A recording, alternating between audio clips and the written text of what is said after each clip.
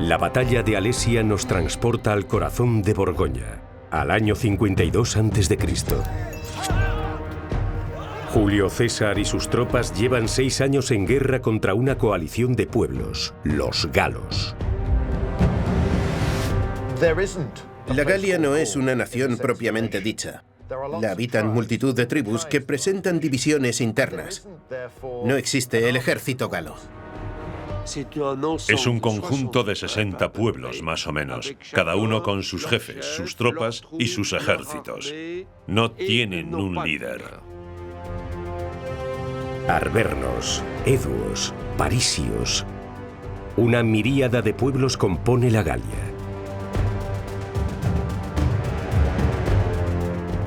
Son las tribus enemigas de Roma por herencia, después de que 300 años atrás, éstas saquearan la ciudad. Los romanos todavía recuerdan aquella humillación. Para que nos entendamos, podríamos decir que sería como el 11 de septiembre de los romanos la invasión gala de Roma. En el 58 a.C., para someter al enemigo e imponer su autoridad, Julio César ataca a las tribus galas. Una victoria le reportaría revancha, gloria y fortuna.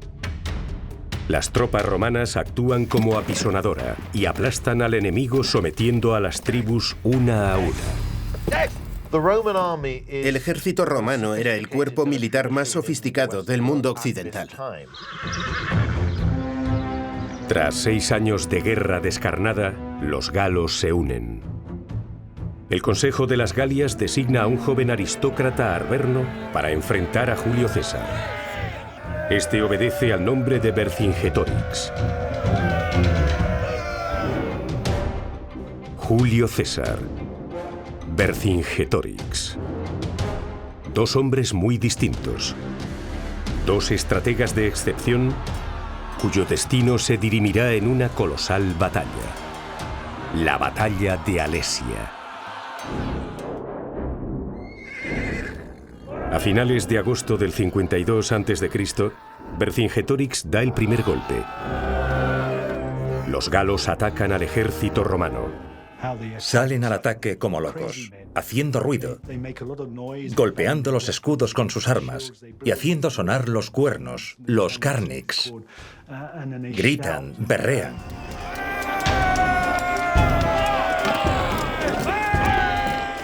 Y luego se lanzan a la carrera, la carga céltica. Cada cual a lo suyo, ni rastro de disciplina. El primero que llegue gana. Los desplazamientos del ejército romano son de 20 o 30 kilómetros. Avanzan en forma de columna y Vercingetorix la ataca por 3 puntos: la cabeza, el centro y el final. La batalla es descarnada.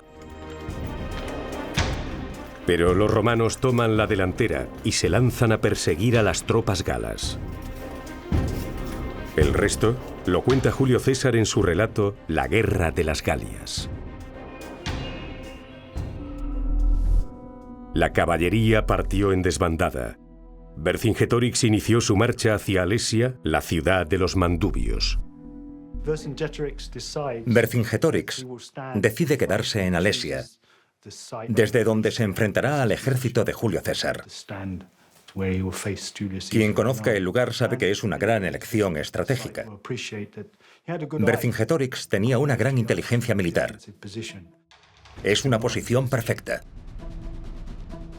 Vercingetorix y sus 80.000 soldados se repliegan en Alesia, una ciudad fortificada a la que llamaron Oppidum. Alesia era uno de los oppidum más grandes de la Galia, y en esta región uno de los escasos identificables. Y sobre este oppidum había una aglomeración cuyo origen se remonta a principios del siglo I a.C. Albergaba una plaza pública. Allí podías encontrar talleres, herreros, caldereros, orfebres. También había un mercado para comprar. Tenía mucha vida. No difería mucho de un pueblo medieval. Vercingetorix no eligió este enclave por casualidad. El Oppidum de Alesia coronaba el monte Oxua. Esta meseta de piedra caliza, situada a 400 metros, dispone de unas excelentes defensas naturales.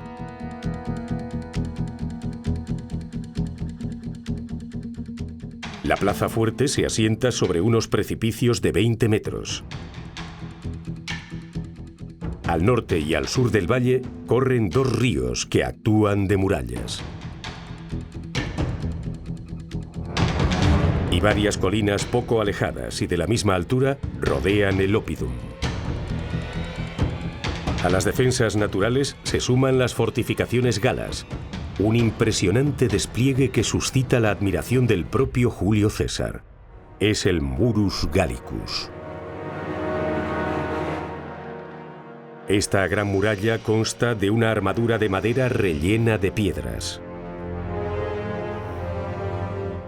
Su solidez y su capacidad de absorber los tiros de artillería son sobresalientes. Alesia parece inexpugnable. En la ciudad, Vercingetorix encuentra los recursos que necesita. Si Julio César decide atacar, Vercingetorix tendrá ventaja. Por eso Julio César no ataca. Julio César decide no atacarlos, sino matarlos de hambre. Julio César se sabe con la ocasión de vencer y debe aprovecharlo. A los pies del monte Oxua manifiesta: la ciudad de Alesia se encontraba en la cima de una colina, un lugar relativamente alto que aparentaba inviolable, salvo por asedio.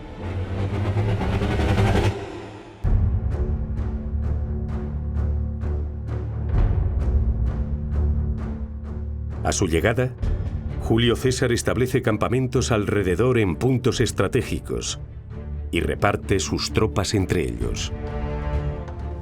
Instala campamentos en las colinas vecinas, pero también en llanuras, en lomas y en lo alto de los cerros. De esa forma, quedaban a la altura del Oppidum. Entre los campamentos, Julio César coloca guardias y centinelas que completan el amplio cerco que rodea a Alesia. Su estrategia es, si el enemigo está encerrado, se rodea al enemigo. Desde arriba, Vercingetorix observa los movimientos de los romanos. Sabe que en unos días ninguno de sus hombres podrá entrar ni salir de la ciudad sitiada. Frente al bloqueo, el jefe de los galos almacena el máximo de víveres en Alesia. Vercingetorix se anticipa. Antes de que las filas del asedio se cierren, envía hombres cada noche a buscar provisiones. Manda traer toda clase de ganado, cerdos, todo lo que encuentren. Obviamente lo tenía pensado. Él no es tonto, se les adelanta. Era una persona inteligente, un buen estratega. Racionando bien los alimentos, Vercingetorix calcula que tendrá lo necesario para soportar un asedio de 30 días. Y gracias a las fuentes que hay dentro y fuera de la ciudad, dispone de una cantidad de agua suficiente. Para protegerse, los galos refuerzan sus defensas. Por el este, la pendiente es menor. Así, tras ocupar Alesia, Vercingetorix ordena cavar un enorme foso a lo largo de la cara este de la colina y levanta un muro de piedra de 2 metros de alto. Vercingetorix construyó lo que llamaron maquería. Fueron recogiendo piedras y con ellas levantaron un muro de protección. Miles de hombres fueron movilizados para construir este muro de 2 metros de alto. Con esta maquería, Vercingetorix protege la caballería que había posicionado en las laderas.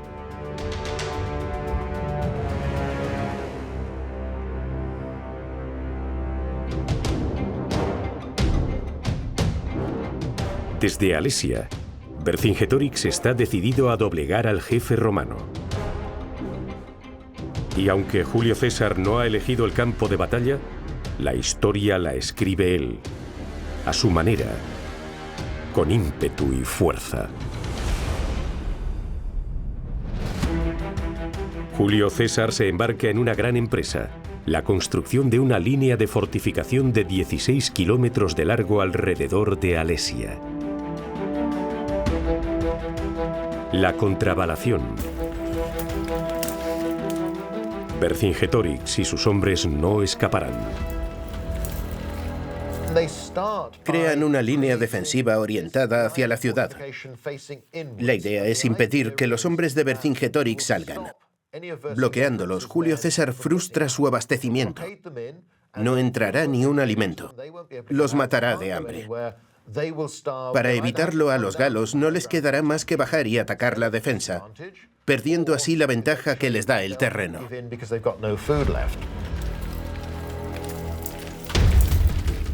Julio César se sirve de su ejército para construir la contravalación. Son avezados soldados, pero también unos buenísimos labradores y constructores. El ejército romano no tenía ingenieros. Todos tenían que ser artesanos y guerreros. Todo soldado porta en su impedimenta material de construcción. Si había una herramienta por excelencia del soldado romano, era la dolabra. Sería el equivalente de la pala de hoy en día, pero aunaba dos funciones. Por un lado el hacha y por el otro lado la azuela, que permitía tallar la madera. Es una herramienta multiusos que, sin lugar a dudas, sirvió para construir las líneas defensivas romanas de Alesia. El ejército romano se emplea a fondo en la tarea de edificar la fortificación. Estos 40.000 soldados han ido perfeccionando y sistematizando el proceso a lo largo de las campañas. La maestría de los constructores romanos es espectacular. El ejército romano sabía adaptarse al terreno y a las circunstancias. Nunca hacían una réplica exacta de otra construcción. Ellos se adaptaban, y muy bien. Cuando los romanos construían una fortificación, arrasaban con todo. Lo dejaban como una mesa de billar, todo limpio. Esta obra a gran escala requiere de grandes trabajos de excavación. Dolabra en mano, los soldados levantan el terreno para trabajar la tierra. Cavan fosos profundos y utilizan la tierra que sacan para levantar un talud de 6 metros de alto. A eso lo llaman merlón y lo refuerzan con perpiaños de glebas de tierra extraídos del terreno de delante del foso. Arriba, sobre el merlón, los soldados construyen torres, una cada 20 metros. Unidas por armazones de madera trenzada. Después desvían los 2 ríos que bordean el monte Auxois para llenar de agua el foso.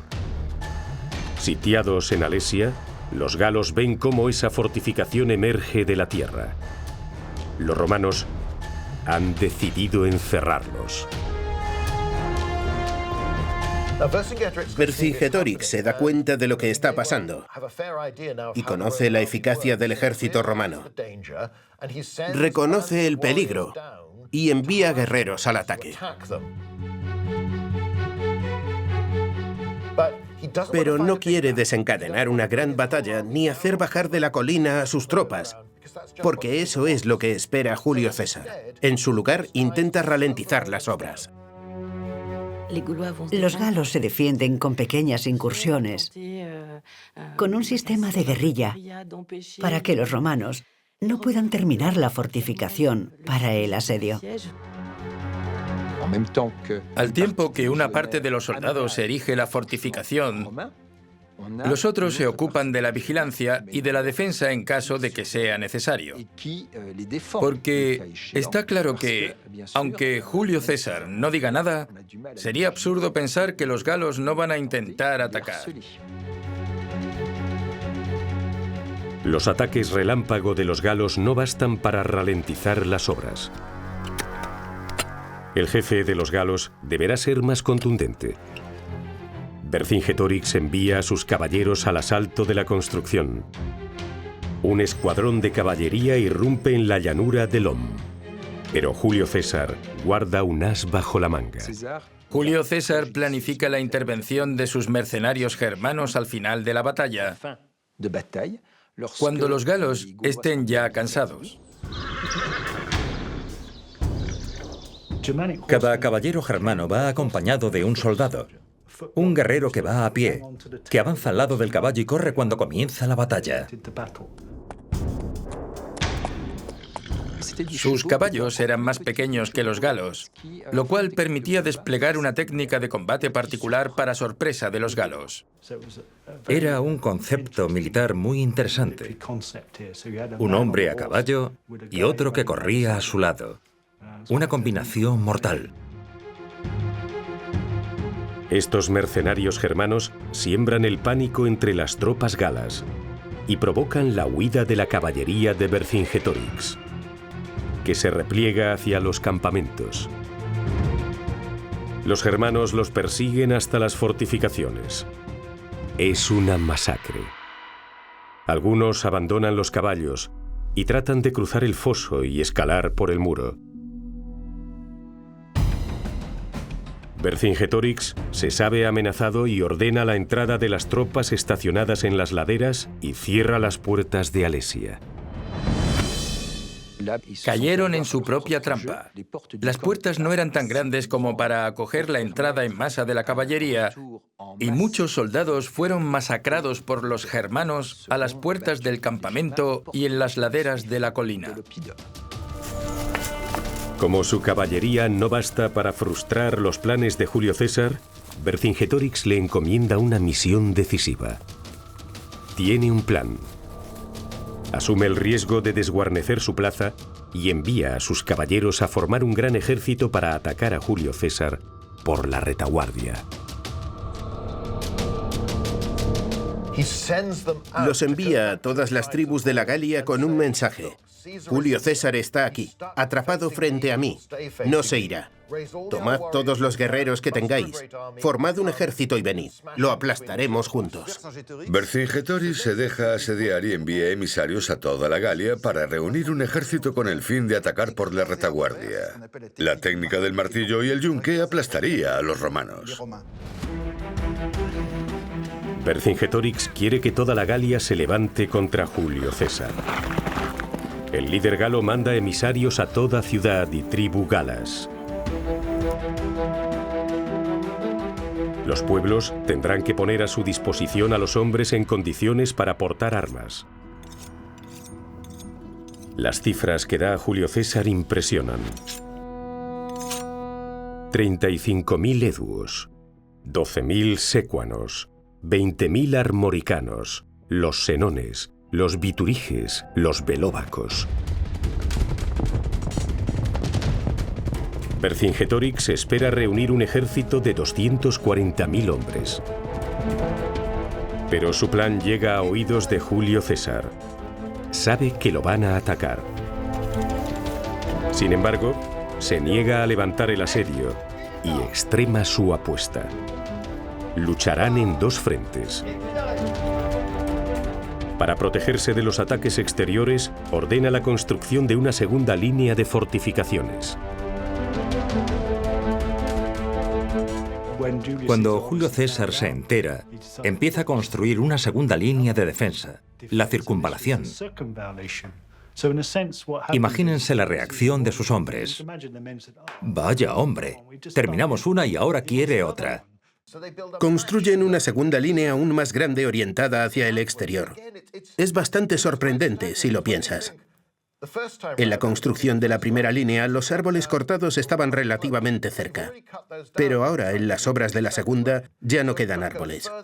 Así que hay que irse más lejos a buscar los materiales y ya están todos cansados. Pero por otra parte, ya tienen experiencia. Ya lo han hecho una vez. Solo hay que hacerlo de nuevo. Pero el esfuerzo es tremendo. Julio César nunca había hecho un despliegue defensivo de tal magnitud. Los soldados romanos cortan 6.000 árboles. Talaron 60 hectáreas para obtener madera. Con esa cifra nos hacemos una idea del impresionante trabajo que llevaron a cabo. No hay ninguna duda de que la vegetación del lugar y las zonas colindantes se sacrificó en aras de construir estas fortificaciones. Acerca de esa deforestación, no hay ninguna duda. Los constructores romanos desplazan más de 38.000 metros cúbicos de tierra, el equivalente a 2.000 camiones de 30 toneladas, para erigir en tiempo récord estas dos fortificaciones. Es complicado hacer una estimación exacta. El texto de Julio César no dice cuánto tiempo se tardó en construir la contravalación y la circunvalación. No obstante, manejamos dos cifras. Se construyeron 36 kilómetros de línea de defensa y Julio César contaba con un mínimo de 40.000 efectivos. Es decir, que disponía de un hombre por metro. Esa densidad militar es comparable a la de la Primera Guerra Mundial. Podemos estimar entonces que cada soldado tuvo que construir 1 metro lineal. Con esto podemos hacernos una idea del tiempo que llevó esta construcción. Unos días, una semana, por línea, no mucho más, porque eso va relativamente rápido. Frente a la ingeniería del ejército romano, los galos hacen alarde de su fama de buenos guerreros. Su táctica militar no tiene nada que envidiar a la de los romanos. Julio César lo sabe, y pese a haber construido 2 líneas defensivas, no está a salvo. El jefe romano añade una franja defensiva de 120 metros a cada lado de las fortificaciones. Un verdadero campo de minas sembrado de multitud de trampas. Ellos preferían herir a matar, porque hacen falta 2 hombres para sacar a un muerto del campo. Si está muerto, no sirve. También juegan con el impacto psicológico. Se propusieron ralentizar la marcha de los galos ideando artilugios como este de 4 puntas. La policía los siguió utilizando para pinchar las ruedas de los coches. Eran para que los guerreros galos se los clavaran en los pies. Y luego tenían esto que llamaban stimulis. Son como puntas dobladas que se metían en agujeros. Cuando los galos fueran a hacer una carga militar, los caballos pisarían en los agujeros y se los clavarían.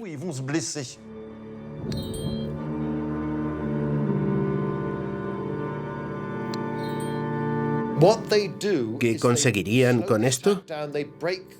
Pues ralentizar el ataque y mermar la fuerza de los galos. Que no pudieran precipitarse con rapidez y en masa hacia el muro con cuerdas y escaleras para perpetrar el asalto. Tendrían que avanzar con cuidado, mirando dónde ponían los pies y evitando los obstáculos y las trampas que pudieran herirlos. Irían mucho más despacio. Acabadas las obras, la inmensa red de defensa está en pie. Si los galos se lanzan al ataque, deberán cruzar un foso lleno de agua seguido de un segundo foso. Después tendrán que sortear las trampas y cruzar un tercer foso para darse de bruces con el impresionante merlón sobre el que reposa la muralla y sus gigantescas torres. La contravalación orientada hacia la colina y la circunvalación hacia el exterior forman además un anillo infranqueable que une el conjunto de campamentos romanos entre sí. Julio César lo dispone todo para evitar que los galos se aproximen a sus filas. Por una parte, es Vercingetorix quien cae. Julio César dice, no me iré, os tengo rodeados, no saldréis de ahí, estáis encerrados. Pero por otra parte, Vercingetorix podría decir, Julio César ha construido otra línea defensiva orientada hacia el exterior. Está tan atrapado como yo. Y cuando llegue el ejército de refuerzo será él quien tenga el problema. Así que lo he engañado. Los dos piensan que se han engañado mutuamente. La emboscada es una interpretación militar. ¿Quién engaña a quién? ¿Cuál de los dos es el que tiene el control? Es como una partida de ajedrez entre los dos. Una partida de ajedrez. Intentan superarse en inteligencia.